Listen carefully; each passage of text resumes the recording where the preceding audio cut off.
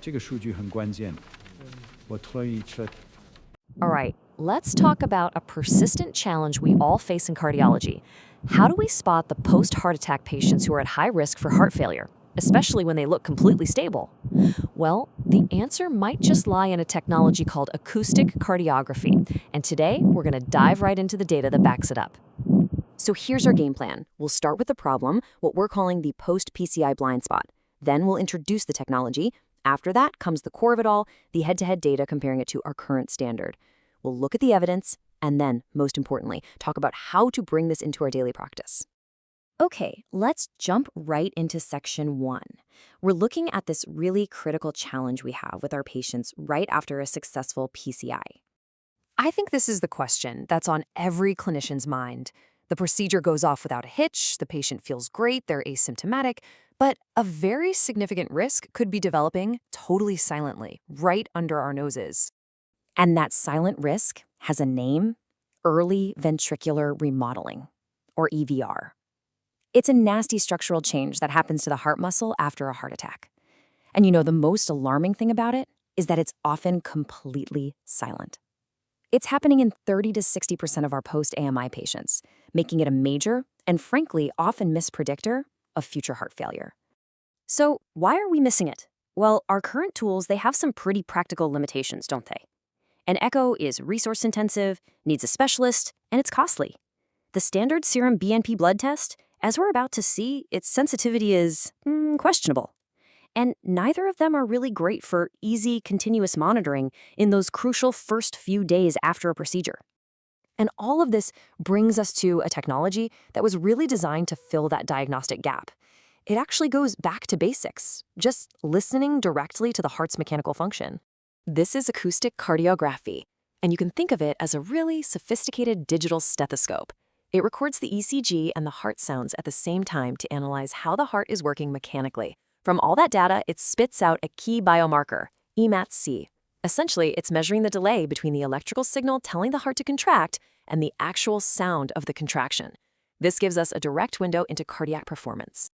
Now, the evidence we're looking at today comes from a study of 161 asymptomatic patients, just 72 hours after their PCI.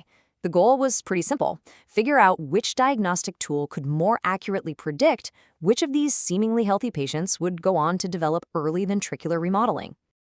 Okay, now for the most important part of this whole guide. Let's look at the head-to-head data from the research. This is where the clinical value just becomes crystal clear.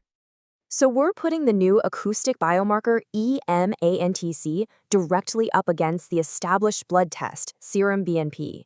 And just look at this chart. It really tells the story perfectly. When we talk about sensitivity, the ability to correctly identify patients who have EVR, EMATc hits 80%. Now, compare that to BNP. Its sensitivity was only 46%. That is a huge, huge difference in our ability to detect the problem. Let's look a little closer at the numbers. At their best cutoff points, both tools actually had an identical specificity of 83%. But that difference in sensitivity is just stark. EMATc at 80% is nearly double that of BNP at 46%. So what does that mean in the clinic? It means for every 100 patients who are developing EVR, EMATc is going to flag 80 of them. BNP would miss more than half.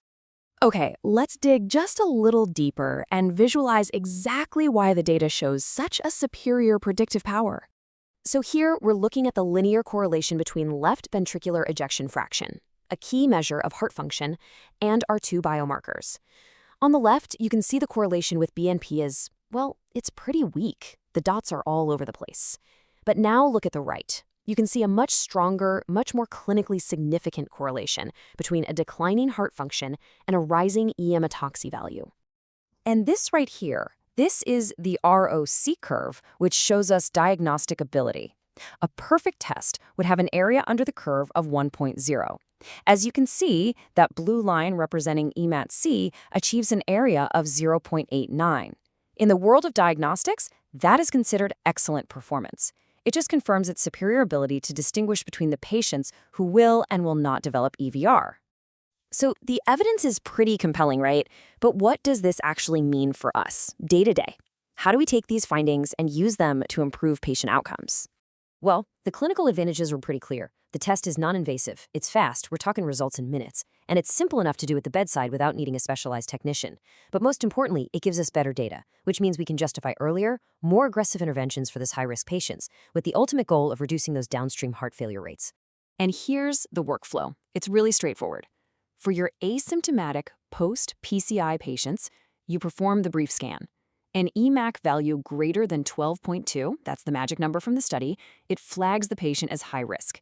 And that allows you to immediately start closer monitoring and more targeted therapies to try and prevent that progression to heart failure.